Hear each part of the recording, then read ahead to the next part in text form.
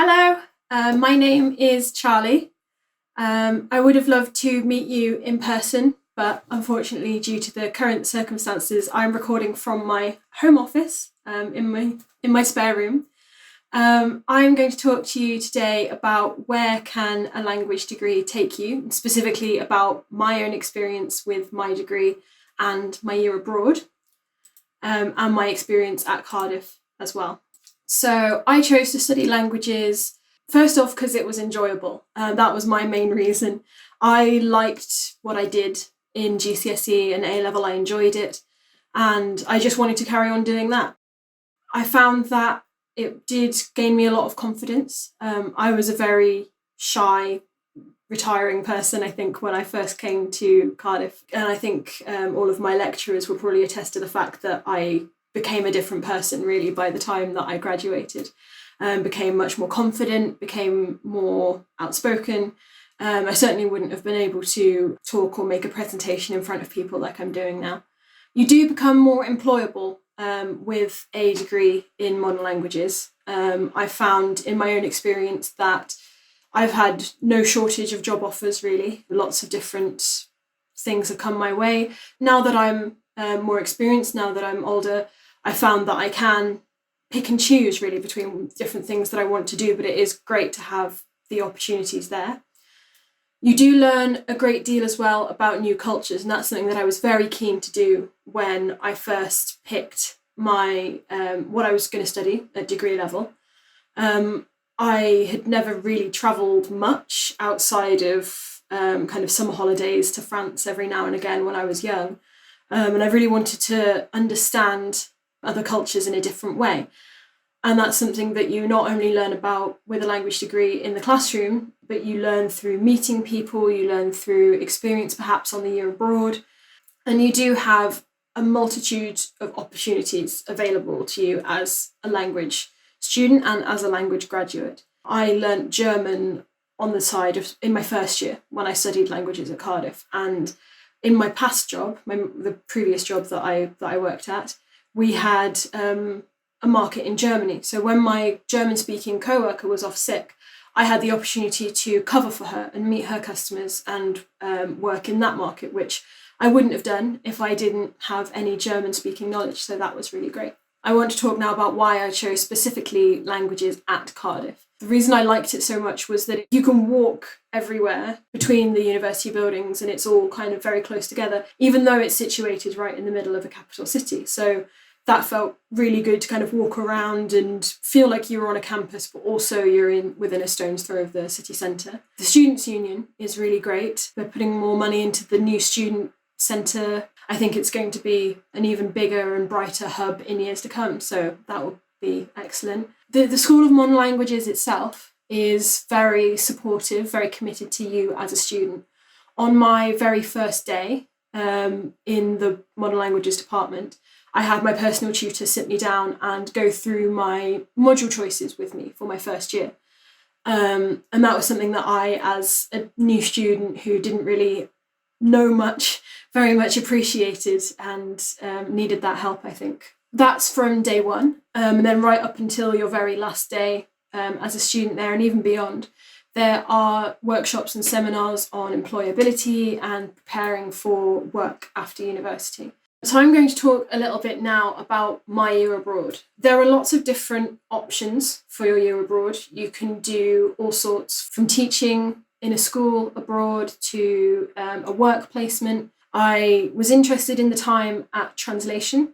So I did 6 months from September to March at the University of Geneva in Switzerland, which is a specialist translation school while I was there. And then from another 6 months, from March to August, I spent at Tokyo University in Saitama Prefecture. It's just north of Tokyo. And there, Tokyo University is a European language specialty university. So I was able to keep up with my French and my German while I was there, which is something that I was really keen on. So I started in Geneva, and it was very cold during the winter months, but that doesn't mean we weren't short of things to do. I visited the United Nations. You can do tours there. And at the time I thought, oh, maybe I could work here one day. And I know certainly there are some other graduates from my year who are working now for the United Nations, which is amazing. I also visited CERN, which is where the Large Hadron Collider is. And I don't understand much about physics. I'm an artsy person by nature, but I wanted to challenge myself, so I did the tour there in French at the end of my time there, so my French was up to speed. And it was a challenge for my language skills maybe, but really enjoyable. There was the Fête Escalade, which is what is in some of my pictures. When Geneva was a city-state back in, I think, medieval times, there were French soldiers trying to invade the city. And in the middle of the night, they decided to launch an attack on Geneva, and they scaled the walls of the town. But in the middle of the night, there were no soldiers looking out, so they didn't see the invaders. But there was a cook, so the story goes, there was a cook, and she was cooking vegetable soup. And she noticed that there were soldiers scaling the walls. So quick thinking, she poured the vegetable soup on them. They all fell off the walls, and Geneva was free as a city-state another day. So that's the legend. And every December now in Geneva, all of the townspeople gather in the old town. There is a huge parade of soldiers in their period costume, and everybody builds a giant bonfire and drinks vegetable soup and mulled wine. There was a lot that surprised me about Switzerland, and I really did enjoy my time there. I made a friend there in Geneva in the International School of Translation who was from Somalia and had never been ice skating. Ice skating is one of the very few cheap things you can do in Geneva. I think at the time it was 2 francs to rent the skates, and if you had your own skates, it was free. And you could skate for as long as you like. So over the course of a winter, we taught my friend to ice skate, which was really great. I'm still in contact with some of those friends, actually. We met up recently in London for dinner because one of my friends happened to be in the country and another was nearby, so he jetted over. And it was really great. We just all met up and talked about what we've been doing since. I also got to travel a lot in Switzerland. I was lucky enough that it was through the Erasmus Student Network. Most European cities that you go to, and maybe even further afield, will have a network of students. Either it'll be an Erasmus student network or it'll be something similar. But it's definitely worth joining those groups because they can organise trips for you and they can organise discounts and pub socials and things like that. On the weekends, again, because it was so cold in Switzerland, I would have just stayed in my little flat and not gone anywhere due to the minus 23 degrees wind chill. But they got me out and about, discounted trips pretty much every weekend throughout Switzerland. So that was my time in Switzerland. I had a really fantastic time. I learned a lot. I'm going to talk a bit now about my time in Japan. Japan was more in the spring, summer. I threw myself into my time in Japan, I think. We visited all sorts of different festivals and shrines, and I had a friend who somehow knew when everything was going on, so I relied on her to tell me, oh, there is going to be a traditional swan heron dance at the shrine this weekend, let's go, and we'll have shaved ice and we'll watch the performers and it'll be great fun. I also joined the tea ceremony and flower arranging society at my university to get a taste of proper traditional culture as well. Because Japanese modern culture is something that I could experience just by being in it. But Japanese traditional culture is something that I'd only really read about in textbooks or done presentations on in my university classes. So I wanted to experience that for myself. So I joined the society in my university, and everyone there was so nice to me and the other exchange student who joined.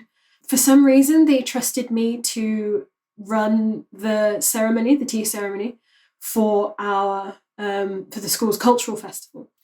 I don't think I did very well, to be honest. It was very, very formal Japanese that I had to speak at that time. Plus remembering, all of the ritual aspects of tea ceremony, like where to place the bowl, how many times you turn it before you place it, and everything. And I think, honestly, my upperclassman, Mako, she had to direct me the entire way, but it was still a really great experience. And afterwards we all went for tempura at the restaurant where one of the members had a part-time job, so it was all good fun in the end, and I learned a lot from it. I learned a lot about Japanese traditional culture, and I made some really great friends there as well. I also got to travel a lot when I was in Japan. So I went backpacking by myself through the main island of Japan. It was a little bit scary, I think, but something that I probably couldn't have done without the confidence afforded to me through my languages degree and the communication skills as well that I've got through, at that time, 3 years of studying foreign languages. I visited lots of different places. I visited Miyajima, which is really beautiful. The shrine that's there. When the tide is out, you can go and stand underneath it. And when the tide comes in, you can watch boats drive through. It's very, very pretty. I visited all of the tourist sites in Kyoto, in Osaka. Actually, Osaka, I'm planning to move back there at some point, hopefully. It was a city that I really, really liked. Everyone was so very friendly. I visited Nagoya. I also visited Hiroshima. I was there on actually the anniversary of the bombing. And I think that it was quite important for me to be there and to see that. Compared to the other parts of my trip, it was a very sobering experience. But on that day, there was kind of a peace ceremony and talks from the heads of state in Japan. And at the end, in the evening, everyone wrote messages for peace on lanterns and floated them down the river. And I think to be there and to see that on that day was important, I think, for me to understand perhaps the Japanese mindset a little more. These days, Hiroshima is a really vibrant city.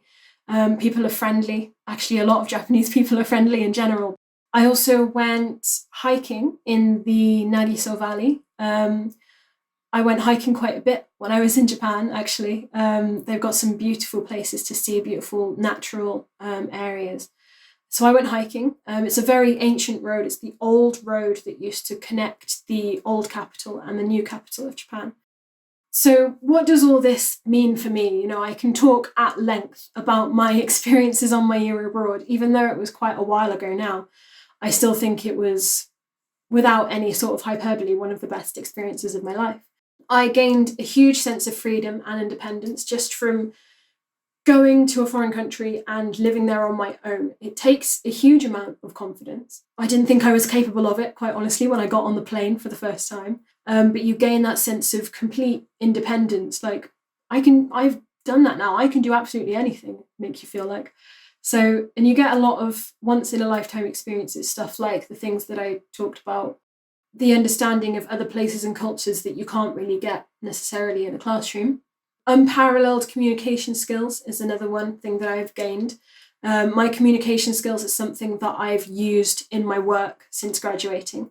And I think it's very important to note that a lot of that was gained during my time at university. You also, as a university graduate in foreign languages, you are more employable. I can't remember the statistic, but I think it is true that if you have a degree in modern foreign languages, you are more employable. And I found work straight after graduating. I found work straight away after moving jobs, thanks to my language skills. And there's really no shortage of things you can do with a degree in languages. These photos that I've got here of my time when I was in Japan, they are of me on Mount Fuji. And I am not the most athletic person. I didn't really think of myself as a mountain climber before I went to Japan. But there is a phrase in Japanese that says, if you don't climb Mount Fuji once, you're a fool. But if you climb it twice, you're an even bigger fool. So that is to say that it's a very hard thing to do. It's very tough, but it is an experience that you must have. You've got to do it to feel that. I think it's kind of like studying languages. Like, I did dual honours in French and Japanese, and I did Japanese from scratch. That is kind of hard. I'm not going to lie. It's difficult at times to balance the two and to get your fluency up in both. But it's worth it. So when I climbed Mount Fuji, we climbed overnight and we watched the sunrise from the very top. And you can see all of the clouds and all of the forest kind of miles underneath you. You feel like you're on top of the world.